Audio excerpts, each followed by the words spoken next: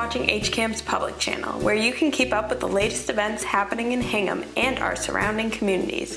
For more community-related programming, tune in to HCAM's educational channel on Comcast 22, Verizon Fios 29, and Government channel on Comcast 9 and Verizon Fios 30.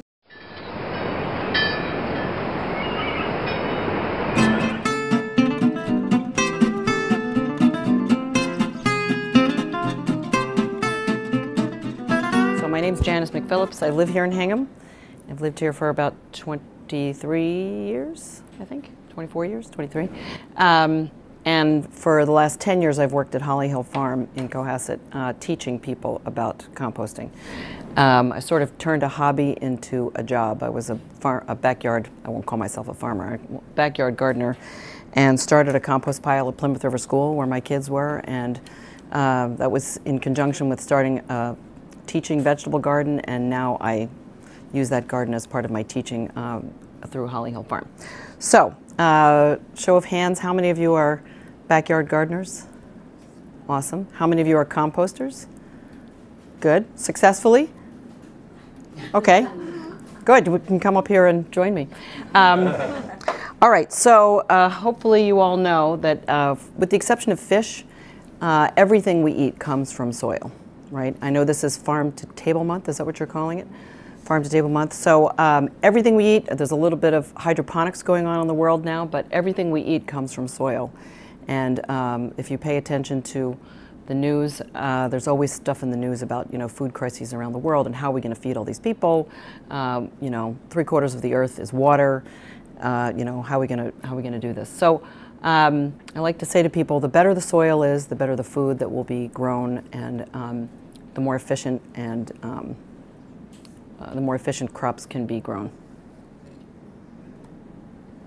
So, all right. So, what is soil? I'm not a soil scientist. Full disclosure, I'm not a soil scientist, but I've studied this stuff over the years. And anybody that's ever dug a hole or planted anything, whether it's a flower or a tomato plant, knows when you dig a hole, if you dig deep enough, you're going to come into different layers. If you've taken a soil science class, you know that there's different soil horizons. Kids learn about this in school. We have a different soil profile here in New England because this area was covered by glaciers, and 10 to 12,000 years ago, it all washed into the Gulf of Mexico. And so we have a much different topsoil profile than in other parts of the country. But you all know that, that's what a soil horizon looks like. And soil, even across parts of town, or depending on where, whether you live in, if you lived in Hull, obviously the soil would probably look a little different than it would here. And even your own soil can look different from time to time. I have a great picture here that sort of shows that. So obviously the hand on the right is looks a little more clayey, chalky, sandy. Possibly the stuff on the left is a little more rich and brown looking. Your soil can go from that to that over the course of a season because it gets used up. Plants take nutrients out of soil, and after some time, that's what it'll look like. So how do you fix that? Compost, right. Good. That's why we're all here. So just a quick soil science lesson. What is soil made up? Has anyone ever had a soil test done on their back? No, really. No one's ever sent their soil off. You can get a soil test through UMass. I think it costs about $25. And what they'll send you back looks like a CBC when you get your blood done. It's all these minerals and things like that. But basically, soil is made up of minerals and air and water, and on average, about 5% of it is organic matter. And of the organic matter, humus, have you heard that word before? It's the part of soil, I do a lot of teaching of kids, and I always tell them, how do you remember humus? Because there's always some kid in the group who says hummus, and I say, no, hummus is good with pita chips and carrots. Humus comes from the same root word as human beings. We're all alive. It's the part of soil that's from living things. It's decomposed living stuff. And why is compost so important? Well, this slide here is sort of a drawing of what soil looks like. And, the blue stuff is sort of water flowing through soil particles, and, little green bits are bits of organic matter, and the brown stuff is all the minerals in soil. And, the real value of compost is that soil that's been amended with compost holds on to water. Soil is negatively charged, water is positively charged. And if you amend your soil with compost and then water it, the water just stays into the soil as, the compost amended soil, because it acts like a sponge. So for you wordsmiths, compost is both a noun and a verb. And for you history buffs, as I showed you with this book, this is all about the history of composting throughout millennia.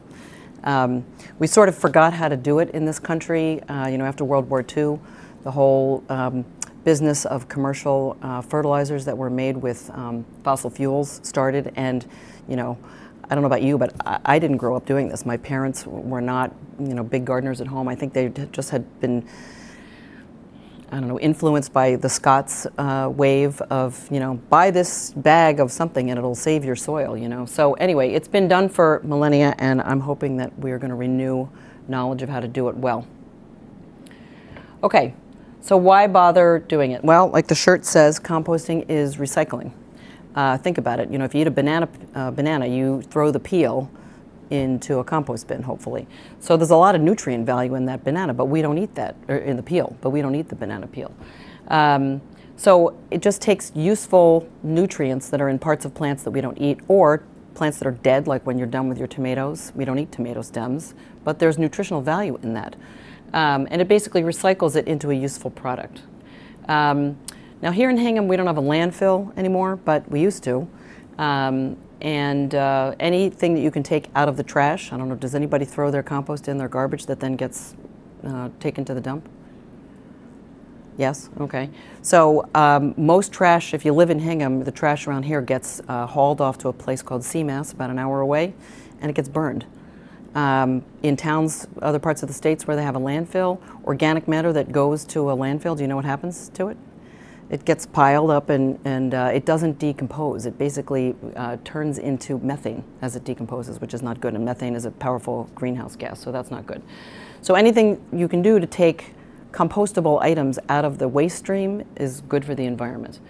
As I said before, compost improves the soil, improves soil structure. We take soil that's too heavy and clay and make it light and friable. There's lots of research that shows that adding compost reduces plant diseases and neutralizes pH of soils that might be too acidic or too basic. And like I said before, adding compost definitely adds water holding capacity to soil. But probably the most important thing is this last item. Compost is basically a microbiology stew. And by adding it to your plants, basically what you're doing is putting microbes into your soil so that the microbes can mobilize nutrients in the soil so that the plants can take the nutrients from the soil and incorporate it into their plant structure.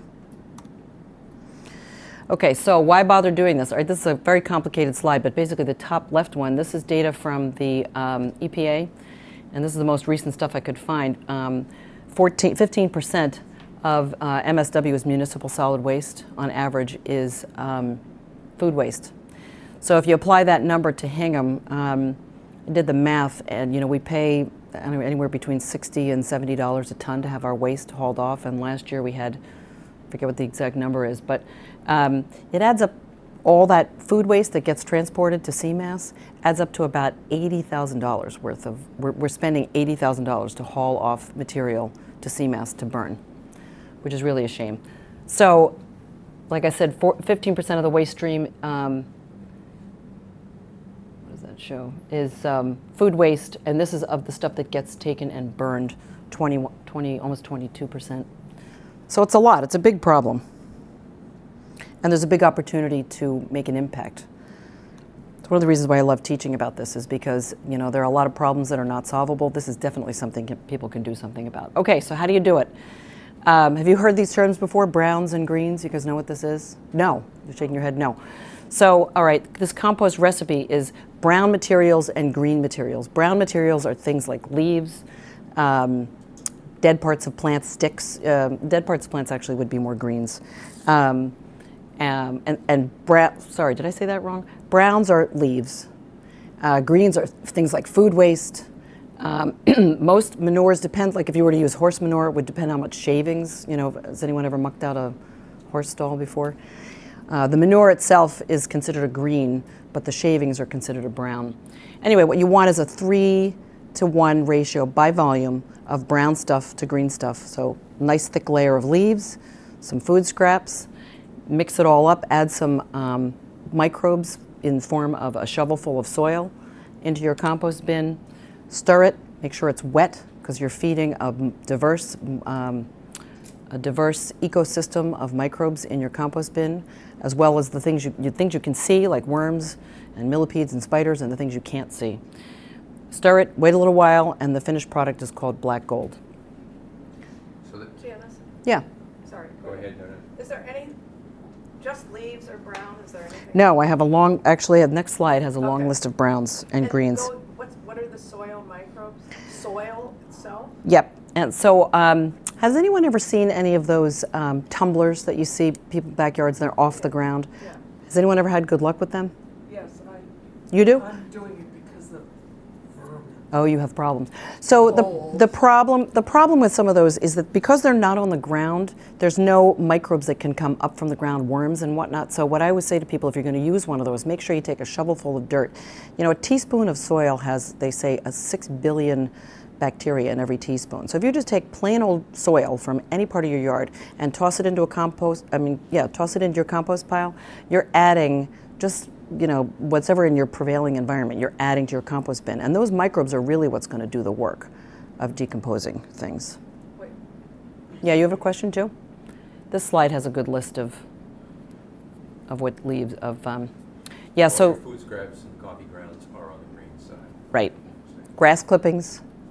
You have to be careful with grass clippings though. I've had this happen where if you have too much, it becomes very matted and heavy, and then it can get anaerobic, and then it gets slimy and it smells bad. So if you're going to put grass clippings in a compost pile, you have to make sure that you sort of mix it up. What I always recommend to people is if you can, in the fall, rake up a pile of leaves, put a tarp on it, just keep it somewhere where you have access to it all summer long, so that when you're adding your greens all summer long, like grass or food scraps, you've got some leaves to kind of intersperse into your pile. Does that make sense? Newspaper is a brown. Sawdust, I've had not great luck with sawdust, but it is considered a brown. We did this at the high school here in Hingham. We put some sawdust into those compost piles there, and it didn't go too well. So the ink in newspaper isn't an issue? Nope. The Boston Globe is in fact, if you look at it really carefully, if you look at the where the publisher information is, it says it's printed with soy-based ink. What Yep. about the colored ink? I wouldn't like the advertising supplements. I wouldn't use that, and I wouldn't use copy paper. You know what I would like this Pictures just in the regular newspaper. soy-based ink. I wouldn't use ink from a printer, Right. you know, because this probably has does have different metals in it that you wouldn't want to use. Question? while Yeah. We're still here. Yeah, I do have spiders. that's good. So that, what do they do? Because they're not as powerful as worms, I guess. Well, you know, the worms get all the credit because they're cute and wiggly, but they're really not doing any the work. Oh.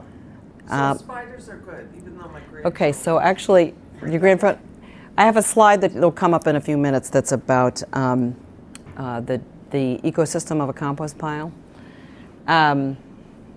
So this is really a repeat, you know, how do you do it? You just make these layers of browns and greens, add a shovel of soil, make sure it's wet. You know, I've seen compost piles fail because they get too dry. So remember, you're feeding a diverse ecosystem of things, and if it gets dry, nothing can survive without water. All right, what not to put in a backyard compost pile. So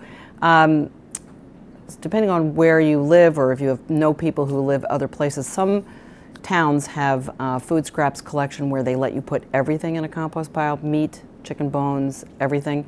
I would not do that in a backyard pile. The reason for the meat and the bones and the dairy and sauces and all that stuff is because it's going to a farm that has enormous capacity, huge piles that are very hot, and they're not as worried about vermin. Like you said, you have vermin in your backyard. You wouldn't want to do that in a backyard pile. That's just asking for trouble. Dog and cat waste, you wouldn't want to compost that. Weeds that have gone to seed, that's a tricky one. There are some compost piles that will get hot if they are of a decent enough size. They'll get hot, and you can buy a compost thermometer, which is a really fun thing to do. They're very long, they're about 18 inches long, and you can jab it into the compost and see that the temperature inside the compost could be up to 140 degrees. And that will kill weed seeds. But in general, depending on if you think your compost is hot, you may not want to put things that have gone to seed. Diseased plants. Remember a couple of years ago we had a tomato blight? The recommendation for tomato blight is not to compost the tomatoes, so you don't want to do that. And weeds that spread with runners. Does anybody here know what quack grass is? Yeah, it's a really obnoxious weed. And if you pull it out, it usually has very long roots, and off of the main root there's lots of fine roots, and they don't decompose. And what happens is if you put it in the compost pile, you're just multiplying the problem, because then when you use the compost somewhere, you are spreading quack grass everywhere. So you have to be careful of that. All right, so where to put it? A lot of people think it's hot because it's been in the sun. A compost pile needs to be in the sun. Definitely not. If you can find a shady location in your yard, that's much better, because again, you don't want it to dry out. So you want it to be in the shade if possible. Flat area is good, near where you're going to use it or where you're going to add to it, so it's convenient. If it's not convenient, chances are you won't do it. Okay, so these are some pictures of compost bins that are available. I bought these. I have 3 of these. I bought these from the town. That's not my house. That's a school in Situate, actually. The state makes these available for free to schools, which is nice as your tax dollars at work. The high school has 12 of these. Every elementary school in Hingham has several of them because the state makes them available to schools for free. So if anybody's a teacher and you want some information on that, let me know. You can get these. The town of Hingham doesn't sell them anymore, but they get them at a discount. The farm where I work, we don't buy these and sell them. One year, many years ago, I actually did order a bunch. I did a compost workshop and I took orders. If anybody's really interested in, get me your contact information and we can talk about that. But you can go to other local nearby towns. I know Braintree, I made some phone calls this week to find out who has them. And Braintree has both of these. This one's called a New Age composter, and the other one that looks like a, who's the robot from Star Wars? What's his name? R2-D2? Wasn't he white? No. White and blue. No, that's not what we're thinking. Anyway, that's kind of what it looks like, some sort of a Star Wars character to me. But anyway, these have a much more a larger capacity. You can fit about 3 yards of materials. They are not completely rodent proof. If you live in an area where you think you're going to have voles, this might not be a good choice for you. I like them because you can take the top off. You see how there's a conical shape? I think I have a better picture here. No, I guess I don't.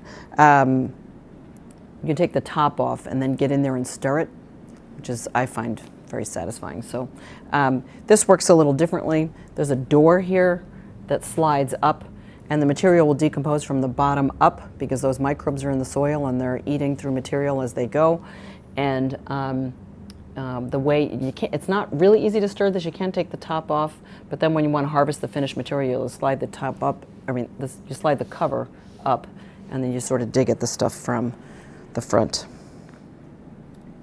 I think you can take the top off, because I have one like that. Oh, you can, but it's not easy to get a. Have you ever tried to stick a shovel in there? I lost a shovel in there. You what? I lost something in there because it got stuck. Yeah, it's not easy to stir, I don't think. That's why I like the other ones better. This is just some homemade ones. This is obviously made out of a pallet. These on the right, that was made by a friend of mine, and that's a really nice system. I don't know if you can see those signs. He's got them labeled. I think it says, what's it say? I think it says take, add, and cook.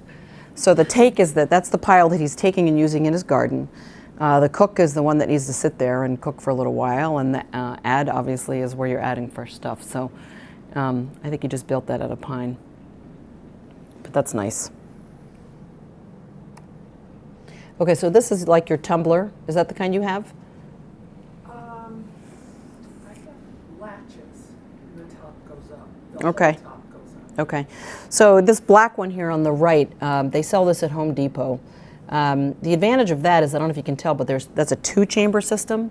So the only issue that I have with these, besides the fact that they're off the ground and there's no worms crawling up from the ground and microbes and whatnot, is that, the thing on the left, this one here, when that thing gets full, you need to leave the compost alone for a little while, and then what do you do? Where do you add your stuff? I guess you could go to a worm composting bin or whatever, but you need 2 systems. That's why this picture of this pallet system, this 3-bay system works great. You always have one that's sort of ready and you're taking from, one that you're adding to, and one that's sort of letting sit. And that's sort of a disadvantage of this kind of system, is that once it's full and cooking, you just got to leave it alone, and you need someplace else to add to.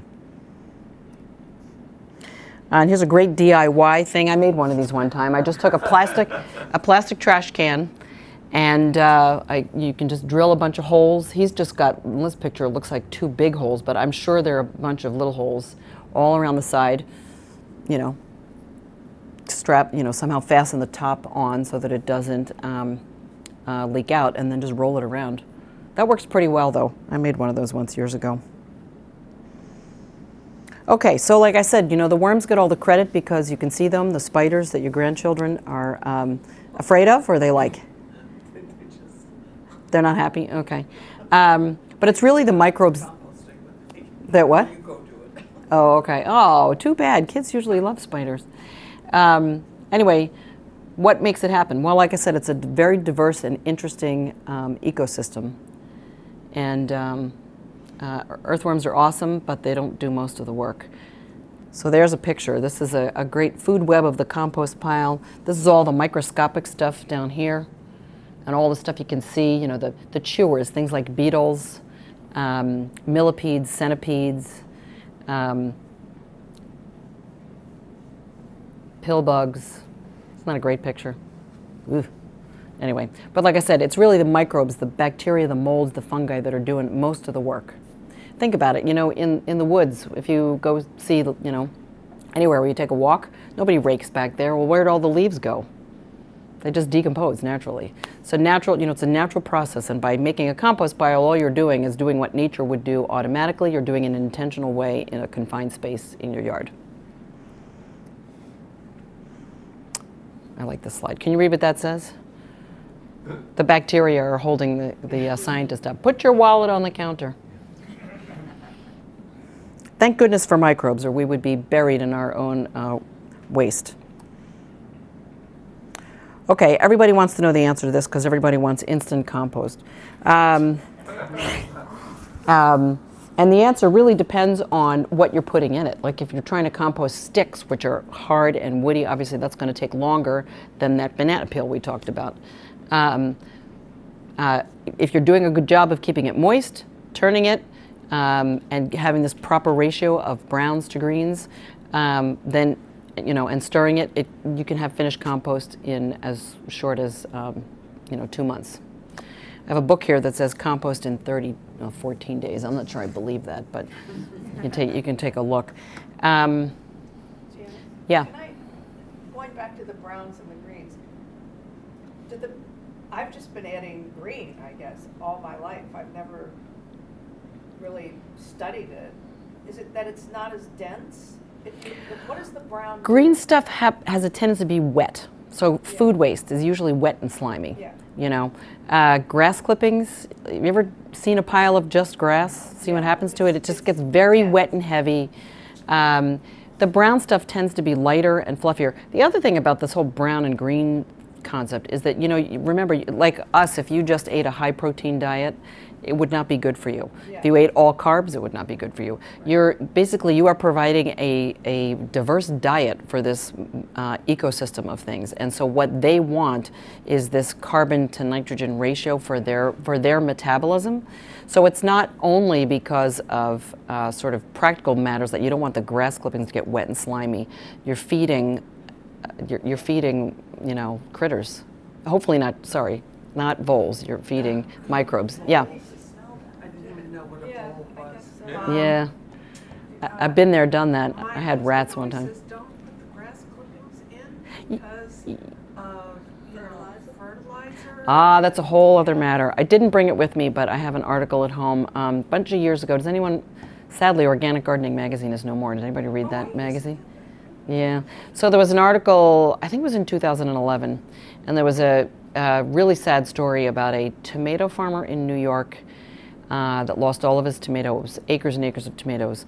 And what had happened was he had gotten some horse manure from a horse farmer, and the horse had been given hay that had been treated with a herbicide called Imprellis, I forget the long chemical name, but basically the horse ate it, went through the horse, it went through a composting process at a compost facility.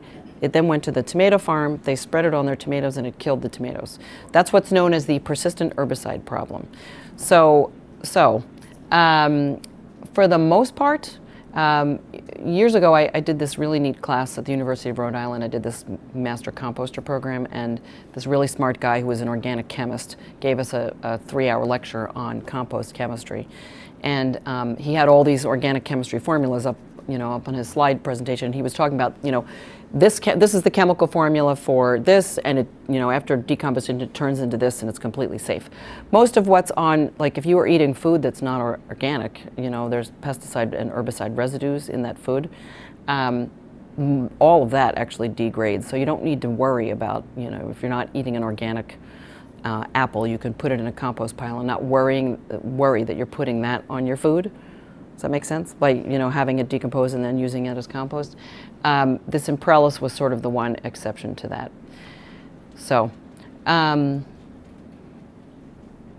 anyway, did I answer your question? Yeah. Okay. Okay, so how do you know when it's finished? So I brought a sample.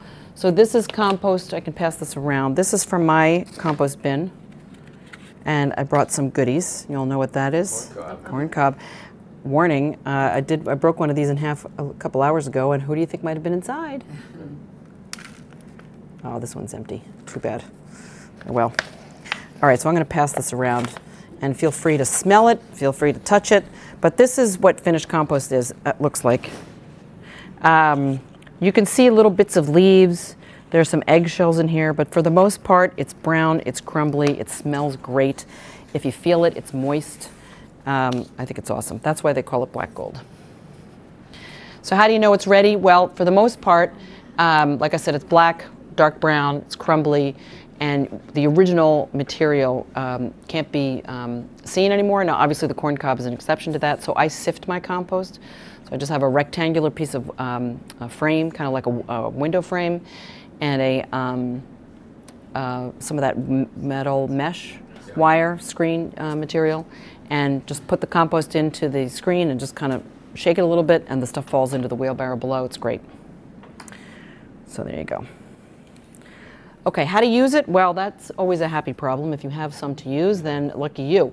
So you can side dress or top dress your vegetables. You can use it as a mulch. When you're planting vegetables, you can put it into a digging hole. You can make a potting soil mix. There's 2 recipes. You can make compost tea, which I have to confess I haven't done, but I know how to do it, and one of these days I will do it. You can put it on lawn. You can give it as a gift. So many ways. So how much would you add to an existing shrub, say? Well, it depends on how much you have.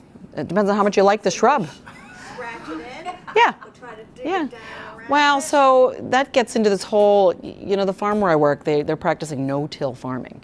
So, a shrub is a different story, but if you have a garden, there's all this thought now that, like, when you dig and turn up like Martha and I were part of an organic garden a couple of years ago, a community garden a couple of years ago, and the guy whose land we were on was a big tiller.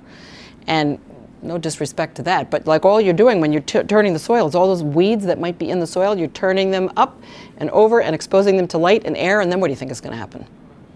Weeds. So I've read a lot of things that say if you're going to take compost and use it, obviously around a shrub you're not going to be digging because you don't want to disturb the roots, but if you have a vegetable garden, just leave it alone and just sprinkle it on the top. All those microbes will find their way into the soil, and they will work their magic. Okay, so we saw this slide earlier, but I wanted to reiterate because this is so important.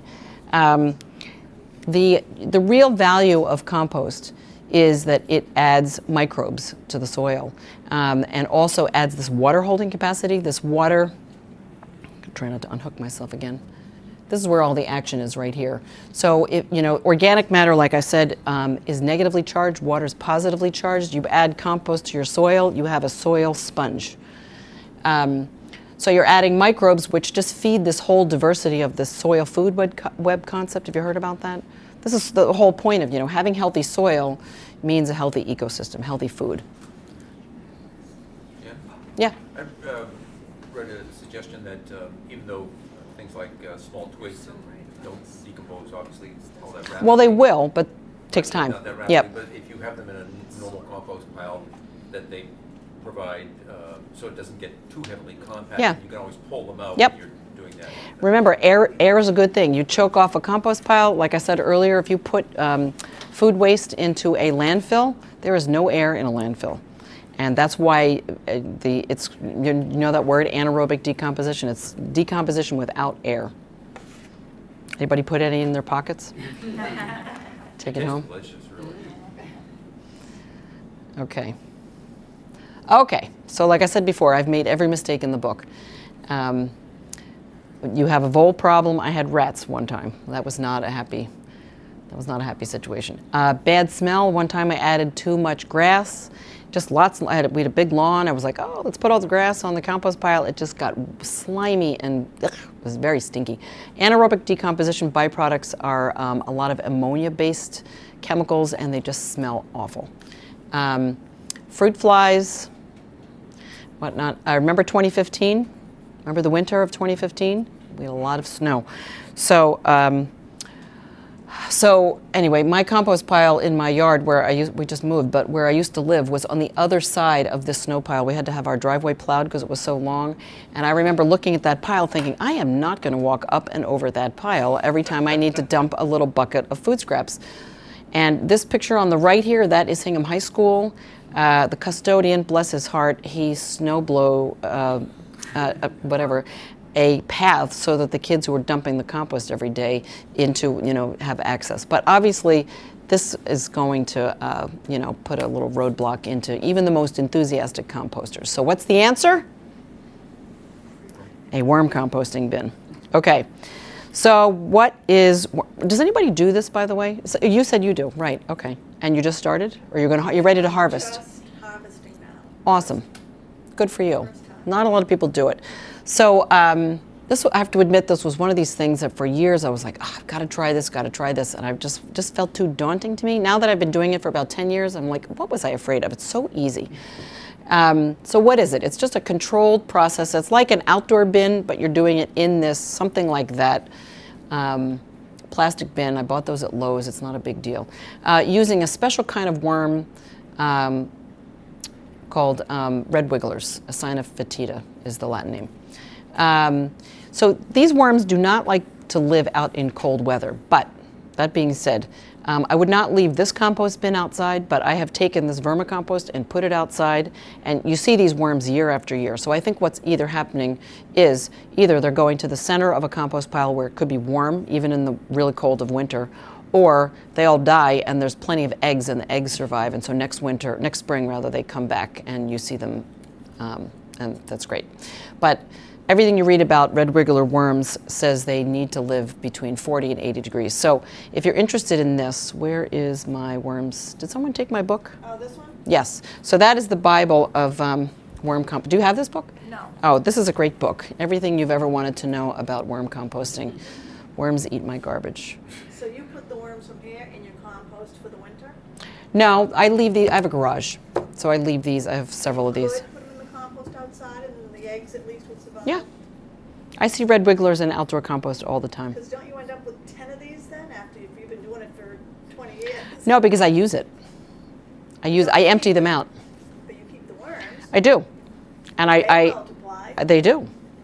They So do. don't you need another house for them? Well, I have a couple of these, but you don't have to have 10 of them. So fear not. They do occur in nature. There's a big debate about whether or not they are. Some people think they are invasive. Has anyone read anything like this? Does anyone subscribe? You know what NOFA is, Northeast Organic Farming Association? Anyway, there's an email list that you can get on, and every once in a while someone will comment on there about red wigglers, and about 2 weeks ago someone was saying red wigglers are invasive. I don't know, I'm not an expert. I'd like to think that they were here and they got wiped away when the glacier retreated, because they do exist in other parts of the world. Some people think that they're changing our ecosystem. I don't know enough about that to comment on that. I'm not an ecologist.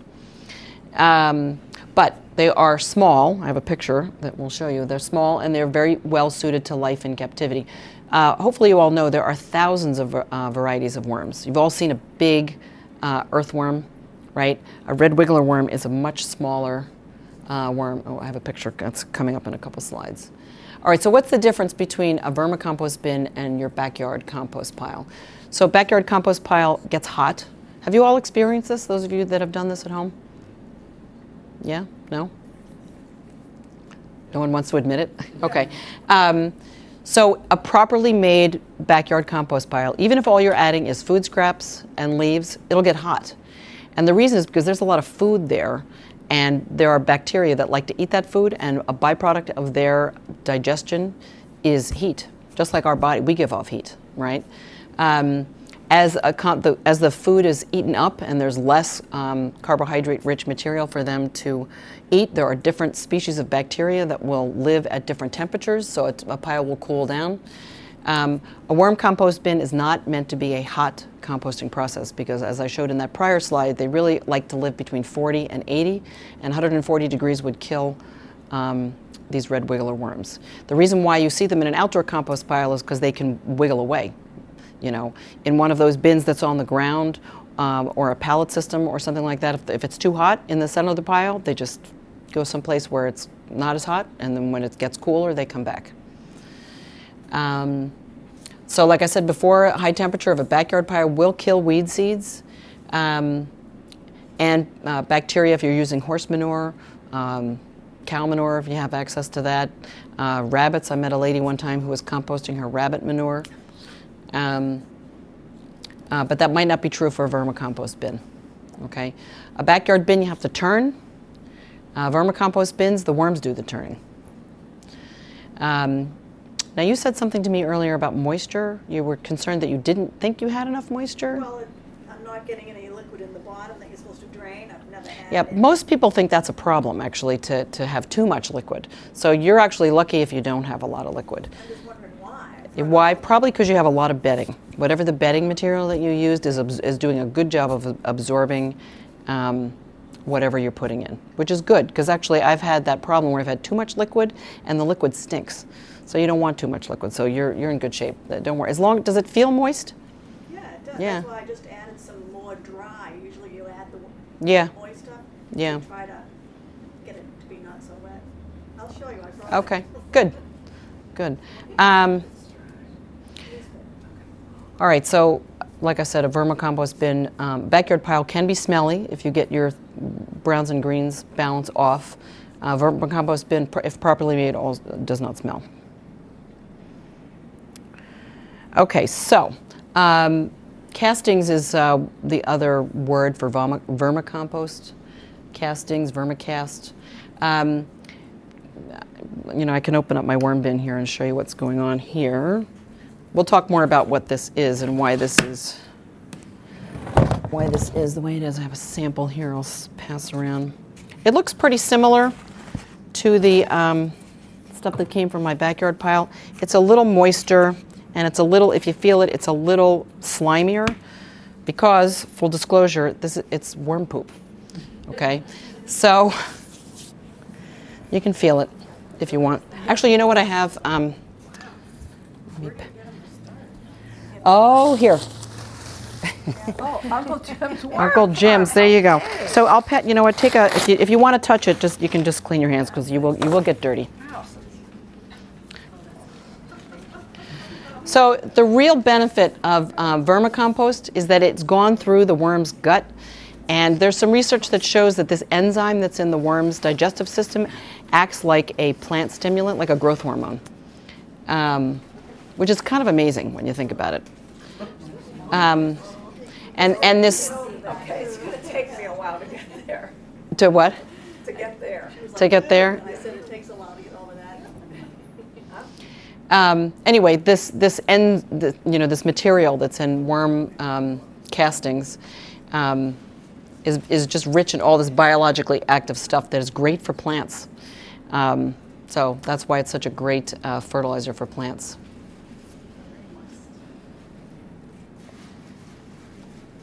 Oh, there's the picture I was hoping to see. So they're little. That's a quarter. Can you see? They will stretch out and get to be a little longer, but they're small, you know, they're like this big. Well, you can see, is there some in the sample there? Yeah. I love it when I'm doing this lesson in front of kids and I find worms, I find these little eggs. They're called cocoons. They're tiny, what is that, about 1/8 of an inch? And they, according to this book, the Bible here, she says there's anywhere between 6 and 10 little baby worms inside of one of those, which is kind of amazing. And the incredible thing is, you know, they can, like I said, they can survive over the winter, and they'll hatch when they're ready, which is pretty amazing. So when the conditions are right, they will be born, and that could be months later, which is kind of incredible. So there you go. All right, there's a lot on these next couple slides, fun facts about red wigglers. So where's that bag, the Uncle Jim's bag? Here. Okay. Thank you. So I have bought red wigglers from this company in Pennsylvania, Uncle Jim's Worm Farm. And they say on their website, there's a lot of good information, that they will, a pound of worms, and this is how a pound comes, can eat about anywhere between 1/2 pound and a pound of food a day. Now you said you grind all your food, so good. I'm new at this, so I'm doing just what. Good, good, because I may not continue. yeah. I have to confess I don't always do that, so I will throw, you know, whole corn cobs and things like that in there, and it takes obviously longer for this stuff to break down. Interesting thing, you know, the worms are not, worms have no teeth and they have no mouths per se, you know, they have, they basically, what they're doing is they're eating the bacteria that are digesting or, you know, decomposing the food. Here's a fun fact, you know this fact that worms are hermaphroditic? They contain both male and female parts. There's a fun fact in this book. She says if you have eight worms, you can go from 8 worms to 1,500 worms in about 6 months. That's why I thought you'd need more bins. That's why I thought you'd need more bins. No, I mean, you know what, they will, eventually what will happen is it'll just reach some sort of equilibrium. If there can't be more of them than there is food. You know what I mean? So eventually that's what will happen. They'll just, you know, the population will stabilize. No eyes, no hands, no feet, and yet they are the best diggers on the planet. They have these cells on the front of their mouths that allow them to feel, you know, where they are and detect light so they know what's up, what's down. People use them for bait. This is important. Everybody wants to know how, you know, when will I have a finished product? Depends what you're putting in there. If you're grinding up your food, or if you're getting ground up material from a juice bar or something like that, it will decompose more quickly and the worms will process it more quickly. They have no, like I said, worms, they don't breathe, but they exchange oxygen through their skin, so moisture is important. If you were brave enough to pick one up in your hand from that sample that's going around, you might see a little yellow stain on your hand. That's this cholemic fluid, which is basically worm pee. And it smells bad. That's their defense mechanism. Every kid I meet always says, well, you know, you can chop a worm in half and it will regrow. Well, guess what? That is not true. So I'm here to dispel that rumor because this is an anatomy diagram of a worm. And, you know, you cut a worm in half and boom, you're cutting it right in between its, essentially its heart, which is not cool. There is, I've read somewhere, I'm not sure if it was this book or another book, they say if you were to cut off the tail might regenerate, a new tail, but don't cut a worm in half and don't let your grandchildren do it either. It's cruel.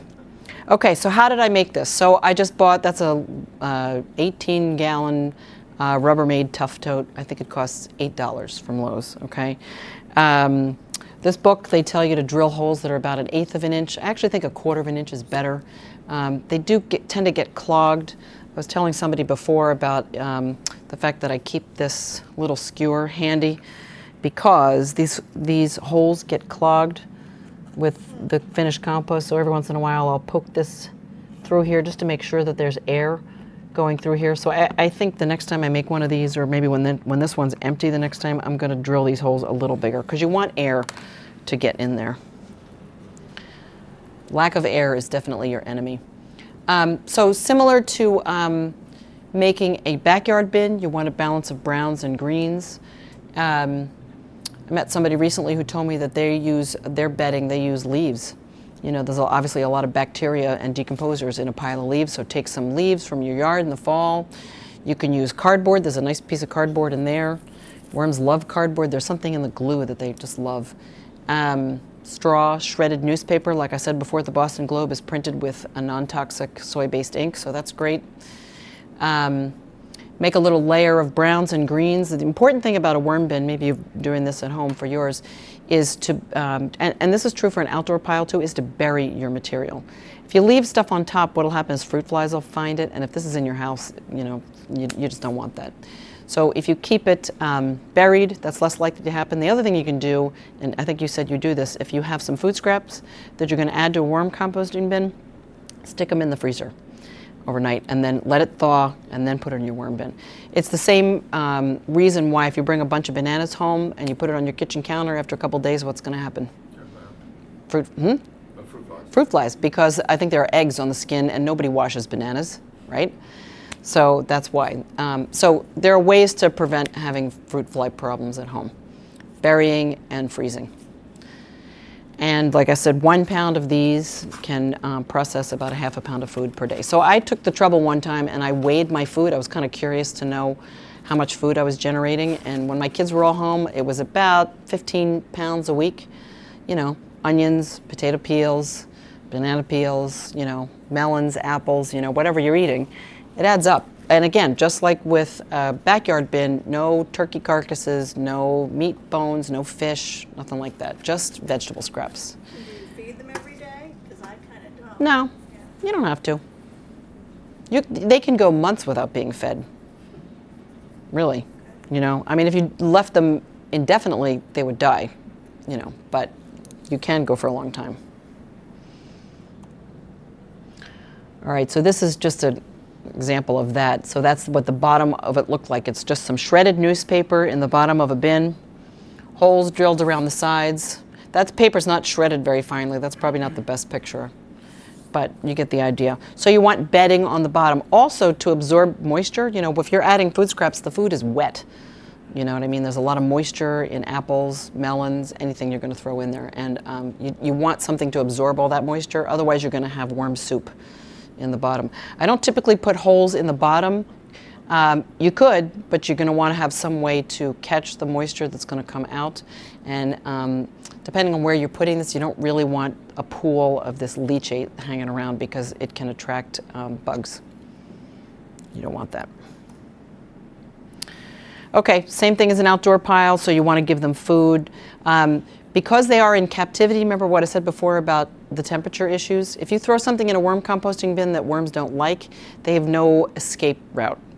Although actually one time I saw a picture of this awful thing where the worms were climbing up the sides and trying to get out the top, which is really pretty disgusting. But anyway, they do not like onions, they don't like citrus, they don't like pineapple, and they don't like cranberries. So, so you can't put everything in a worm composting bin. They love, love, love melons, cucumbers, cantaloupes, watermelons, anything like that. Pumpkins, they love it. Same thing as with an outdoor pile, no bones, cooked food, cheese, you know, cheese sauce, salad dressing, nothing like that. And I said this already before, no computer ink. Okay. Oh, this is a cute little picture. So these UPC tags, is that what they're called, on things, they will not decompose, the stickers, yeah. If you look in here, I think I've got a couple. They won't decompose.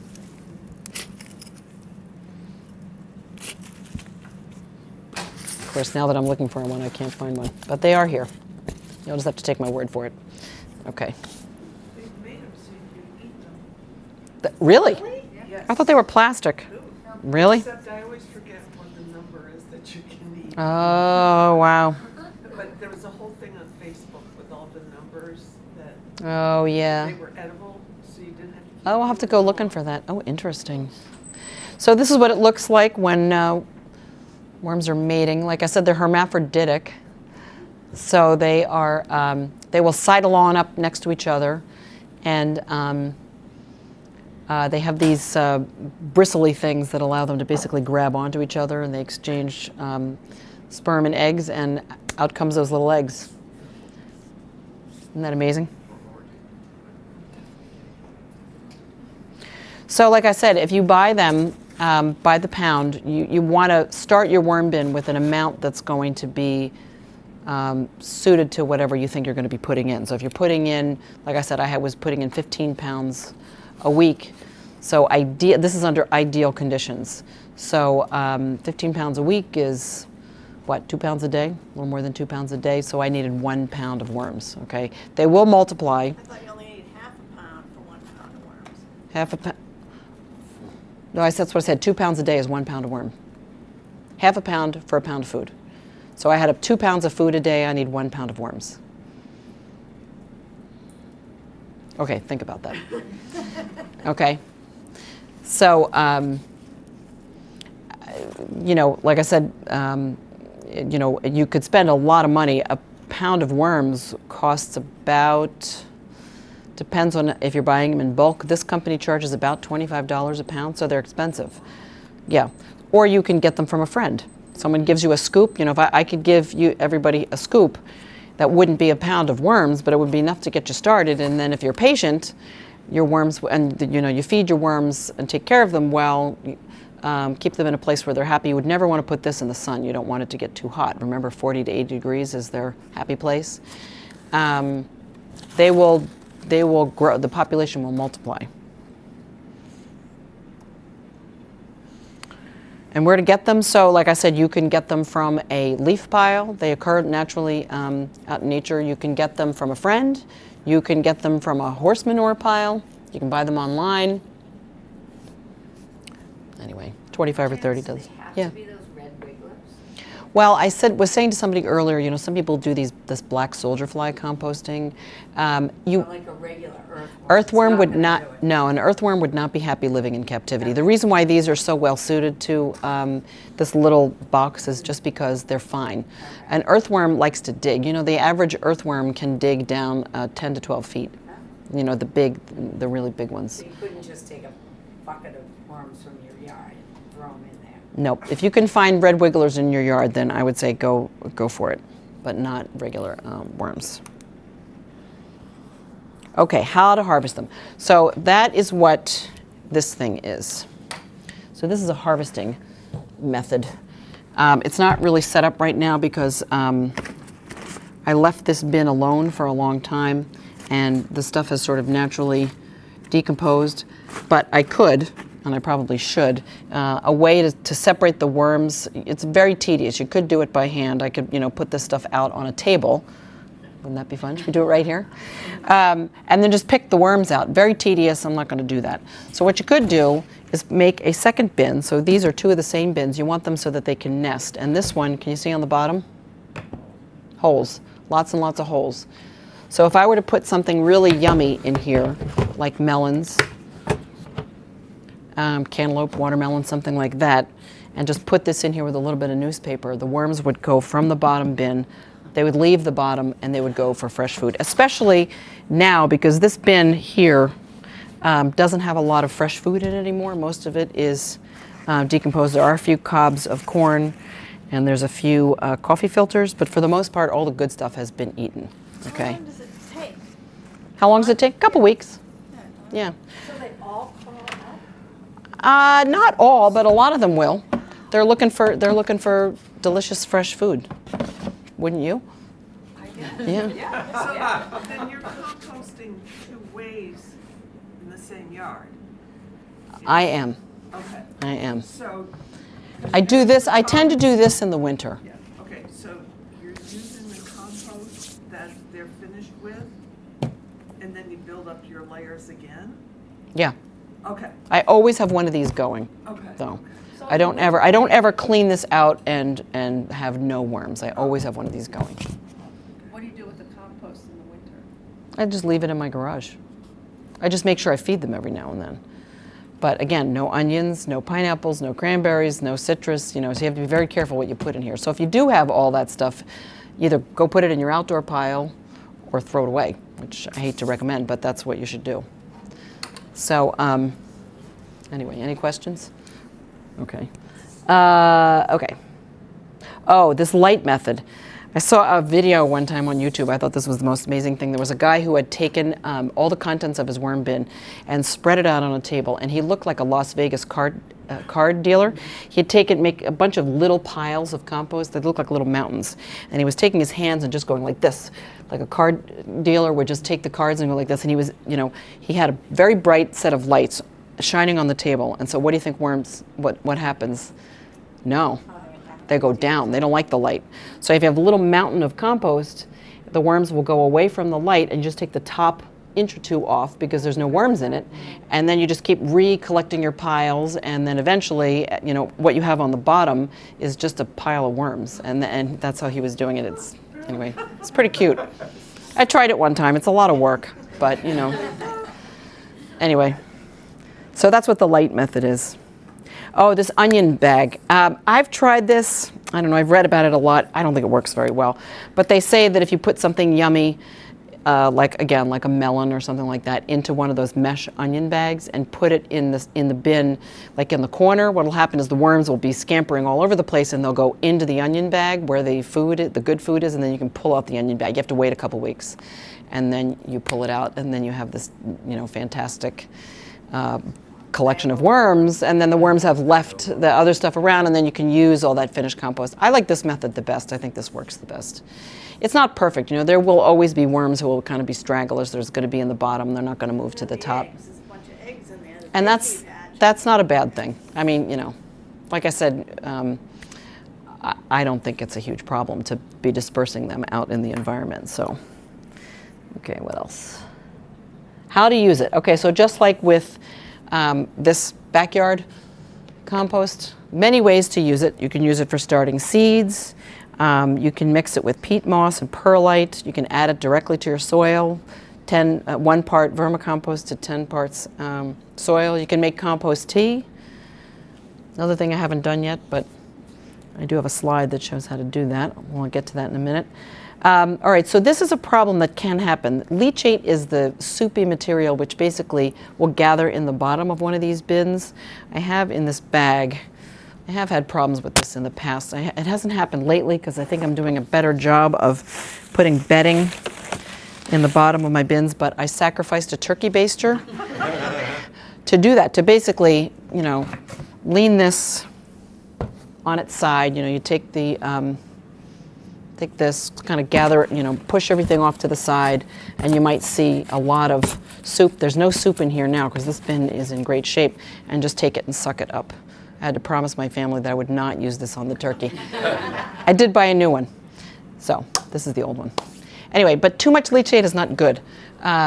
People do use the leachate for compost tea, but you want to gather it freshly and make it. You don't want to let it sit in the bottom because it can get anaerobic, which really is bad. What else can go wrong? Too many fruit flies, these fungus gnats, or just a little tiny fly thing that can proliferate in a bin. Springtails are the thing I mentioned earlier that are these little tiny, they're actually crustaceans, they're little tiny things, they're white. And sometimes if you touch them, they spring, you know, they jump.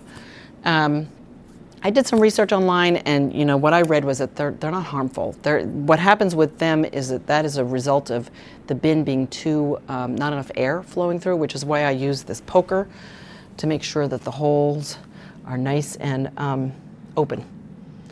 And that's why I said earlier, if you make one of these, what they say in this Worms Eat Our Garbage book, she says drill holes that are 1/8 of an inch.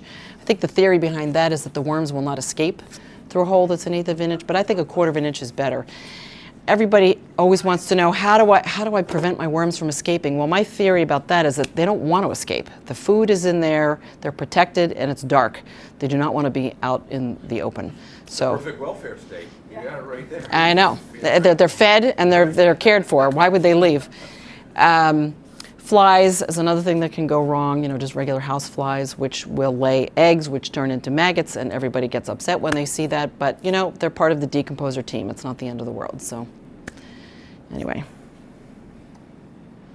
So these are some examples of worm bins. So this, Barbara, does that look familiar? So John at the farm where we work has something that looks exactly like this. So This is similar to that bin, except they've reversed it. The finished product, this is just a bunch of PVC pipes, and it's like a foosball table. You just basically take the pipes and disturb the bottom of the compost bin, and the stuff falls down into this chamber down below, and there's a hole there, and you just grab at the finished product. So it's kind of like a sifter. So anyway, this is a similar thing, just a trash can. That's a little hole cut away there with the same kind. You probably can't see that, but those are like metal bars. This is a commercial product. See the crank there? It's basically a hand crank that takes a blade and runs across the bottom. Worms are surface feeders, so they like to be on the top. So usually what will happen is as you add more material, they will decompose and process things from the bottom up. So what will happen is, if, like I said before, you don't stir the bin, but they're on the bottom of the bin is where the finished product is, which is why these are all bottom harvested methods. So the finished stuff is on the bottom, it falls down here. Same thing here, this cuts the stuff off the bottom. This stack here, you can buy these online. Pretty expensive, they're about $100, but the idea behind it is it's just sort of a tiered system, and you just keep adding layers of material, kind of like that, and the finished product is at the bottom layer. Add more fresh food. When that's processed, add more fresh food, just keep building up layers, and what you're going to want to do is take this bottom one, this is where the finished product is, and use it. This has a spout, that's how you get your compost leachate out of there. These, I've not seen one of these in person. Has anyone ever seen one of those or used one? They're sort of all the rage these days. They're called worm-ins. I don't really know how they work, but they're very popular. You see them on a lot of websites. I think the idea is that when you're ready to use some of the finished product, this is just a tie, and you untie it and the stuff falls out. Sounds to me like a disaster waiting to happen. If you untie it too big, the whole mess plops on the floor. So I don't know, I can't recommend that, but I have seen them online. Okay, so compost tea, all the rage. So this liquid on the bottom is called leachate. One recipe in here, she talks about taking the leachate and feeding it to your plants. The other thing that I've seen, and I'm going to try, is to actually take the compost itself and put it in cheesecloth, put it in a 5-gallon bucket. Actually, that's my next slide. And boil the water so any chlorine in the water is vaporized. Get a fish tank that'll bubble the water. There's obviously a lot of bubbles going on in that picture. Add some molasses, that's a carbohydrate food source. For these microbes, again, you're making like a microbe soup, okay? Kelp meal to feed them, humic acid, same thing. And basically what you're doing is brewing a stew of microbe soup, which is supposed to be incredibly beneficial for your plants. Anyway, we're going to try this, I hope, this summer at the farm. This stuff you can buy online. There's this great lady in Rhode Island, Worm Ladies of Charlestown, sells a kit. That's last year's price. I don't know what it is now. You can buy this on Amazon.com. I think that's the next slide. Yep, that's an Amazon.com kit. That's a pump and a, I'm not sure what else comes with it. Let's see. Bubbles. Yeah, that doesn't include microbial inoculant. I don't know. I did not purchase this, so I don't know what's in that, but I think it's an easy thing to do it yourself. This is a big commercial brewer. There are a couple people that will spray compost tea on your yard. There's a guy that used to do it to my yard, and I think he has a commercial brewer like this. That's 100 gallons. That's a big system. All right, what do you do with it? So you apply it to your plants, just like any liquid fertilizer. Does anyone use fish emulsion? So great stuff for your plants. 5 gallons per 1,000 square feet. And when you do brew it, everything I've read about this says you have to use it all up. You don't store it. So if you make whatever you make, you need to use it. Okay, so again, like I was talking about before about microbes, adding microbes to the soil is great for soil health. You know, the way plants get nutrients is by cycling nutrients that are in the soil through bacteria, basically doing the work of turning unavailable nutrients into a plant available form. So the more microbes in the soil to do that, the better off you are. There's some research that shows that plants that have been treated with compost tea are less likely to be diseased. Maybe higher crop yields. I've actually never read that, but there's a lot of people who think that that's true. I don't think it's ever been proven. And that's basically it. There's a lot of books. I would say dive in, take a look at the books. I have this resource document if you want. There was a pad of paper that was going around. Where'd that wind up? Yeah. I have two documents. I have one that's about vermicompost. It has the names of some of these books on it. It has a lot of websites. There's a lot of information on various websites around that are great. How-tos and information about the science of it. And anyway, this is all about regular compost, and then there's another information about worm compost, and then some information about kids for your grandchildren. Some great kids books. And this is how you find me, if you need me. So, there you go. I know. Not anatomically correct. Do you want to go back to the anatomy slide? Thank you. Maybe you could explain these last couple of people, maybe they didn't hear about foot both. Oh, all right. On that. Okay. Okay. Any questions? Yeah. I've always thought that eggshells are nature's answer to spent thermonuclear rods. They probably have a 10,000-year half-life. Ah. Oh, I'm telling you. Well, I have an answer for you. Add to a compost pile to break down eggshells. Grind them up first. Yeah. I Yep. tried that too. So what you do is you just basically take them and, you can, if you really want, leave them on your kitchen counter, let them dry out, put them in a paper bag and just go, and smush them up. I mean, when you buy, what's that material you give to your chickens, Barbara? Isn't that is it oyster shells? But can't you give them eggshell? Because there's calcium in eggshells. Yeah. Isn't that what it is that's in the eggshell that's good for the chickens? Yeah. Right. So, and you know what? If you put those samples that I sent around, there's plenty of eggshells in here. And you know what? It's not a problem. Eventually, I had Yeah. an old like herb or coffee grinder. Yeah. And when the shells would dry out, I'd just turn them into a powder. That's great. Put it down. You do them a little bit at a time. They really condense quite a bit. I mean, a lot Yep. of eggshells don't turn into that much powder. It smells exactly like when the dentist is drilling your teeth. Oh The my calcium is goodness. exactly what it smells Oh like. wow, But that's. they just zip and turn it into a powder and then put it Yeah. on the garden. Particularly tomatoes seem to love it. Tomatoes do like it, yeah. Is it blossom end rot that's a calcium deficiency? Have you ever seen that happen? It's calcium deficiency, uneven watering that is exacerbated by a calcium deficiency. Have you ever seen that happen, calcium? It's called blossom end rot. It's the worst thing. You might have a gorgeous tomato. It's this big. It gets a little bigger, and all of a sudden the distal end of it just starts to shrivel up and turn black. It's really awful, and it's a calcium deficiency. Yeah. We enjoy going down to the beach down in Chatham and picking up a barrel load of seaweed. Awesome. Great. Now, I just simply cast it onto the raised beds and turn it under. Yep. But can you throw that into a compost? Yes, that was on my list of, that's a green. That's considered a green. Yeah. Yep. So if you were making a compost pile and using browns and greens, I don't know that I would put it in a worm composting bin. I've never tried it. It might be a little too salty. It's actually fine to put directly on plants. You can top dress plants with it, even though it's very salty. People think it's a problem. It's really not. Any seaweed? Any kind? That's a good question. I don't know. How many kinds of seaweed are there? I mean, around here there's kelp and there's seaweed, Is that what you're referring to? I don't know, I just saw something on TV and the guy had this red, flat seaweed. And then that's not like the seaweed I know. Oh, was it from around here? I can't remember.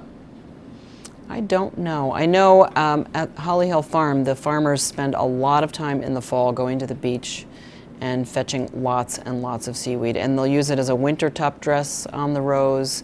They'll throw it in compost piles. They don't put it in compost piles for the most part because it's too valuable. They put it on the rows. But this time of year, you could totally go get it and put it on your plants. It's a great mulch for your plants. Yeah. It was a number of years ago. It was in Ireland, out of the Aran Islands. It was in December, and you look at these fields that aren't growing anything because it's December, but they are just covered with feet of seaweed that all decomposes. So that's we just go down and rake it out and put it on the thing.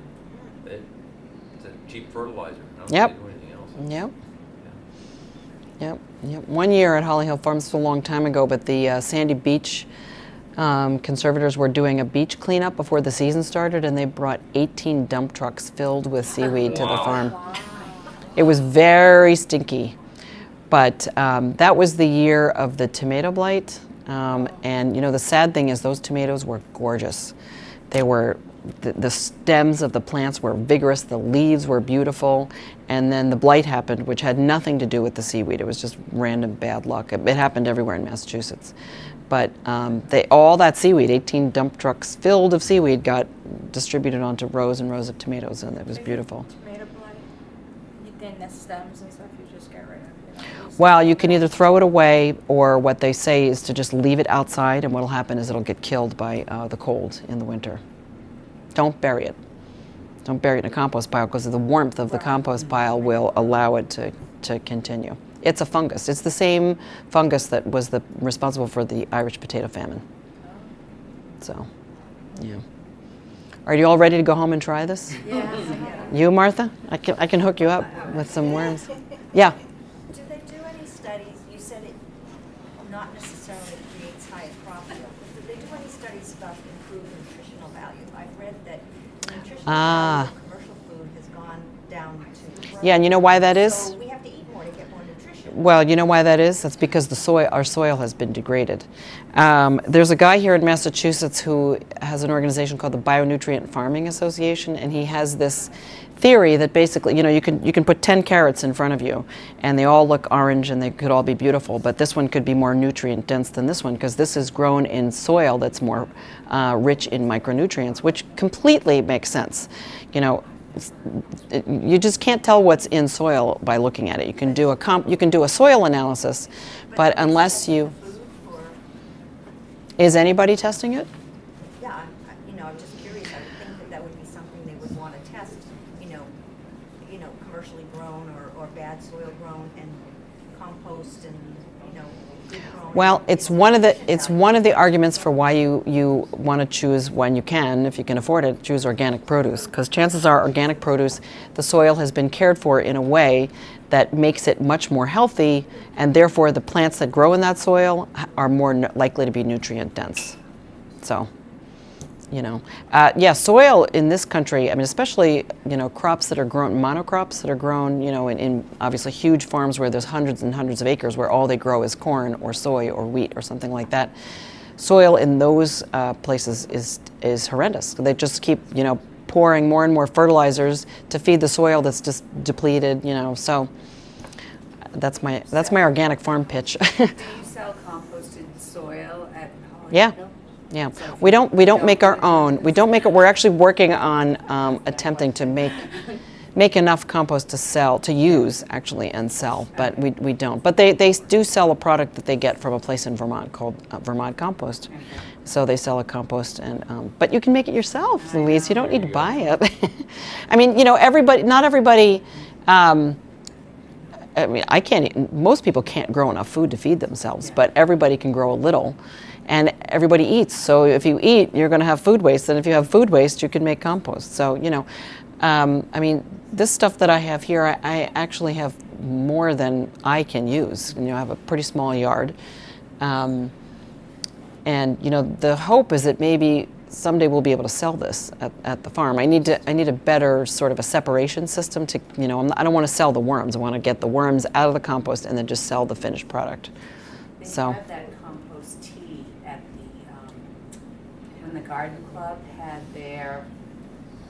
Oh, really? No, they had that. They had Oh, you their mean at the plant sale? Yeah. Oh, really? Someone was selling it, so if somebody wanted to buy, it was like in In a jug? In in like a 5-gallon, like a water jug. Someone had. The Hingham Garden Club, the sale at the Yeah, I don't know who town was green? selling it, but that little table that said compost tea. That's great. So somebody probably If brewed it. wanted to buy it, you could probably get in touch with them because whoever was Yeah. there was probably part of the garden club.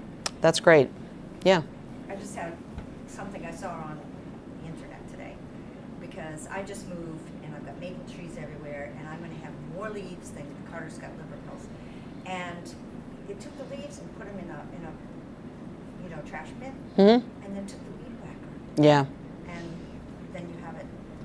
Well, you know, the other trick you can do is, if you don't have a weed whacker, is Because just I was gonna go take buy a chopper a and shredder. when Yeah. I saw this, I'm like, why? Yeah. Well, what you can do also is just take some leaves and make a little pile and just run your lawnmower over it, you know, and bag it so that maybe we'll all I don't go. have a lawnmower anymore, Oh, you don't? so- Oh, good for you. I don't, yeah. Wow. Yeah, I mean, if you can, you want to shred the leaves. Has anyone ever been to Longwood Gardens? Yes. Did you notice the mulch? They have shredded leaf mulch. It is the most gorgeous mulch ever. That's all it is. It's just shredded leaves, and it's beautiful. And you know, think about that for the plants. I mean, it's obviously this nice thick blanket of moist leaves that are, you know, preventing soil from the water from evaporating the soil. All that organic matter is decomposing into the soil. You know, no wonder their plants look so fabulous. So, anyway, Lots of carbon. lots of carbon. Yeah. So, well, thanks for coming. Feel free to come up and take another look. Yeah.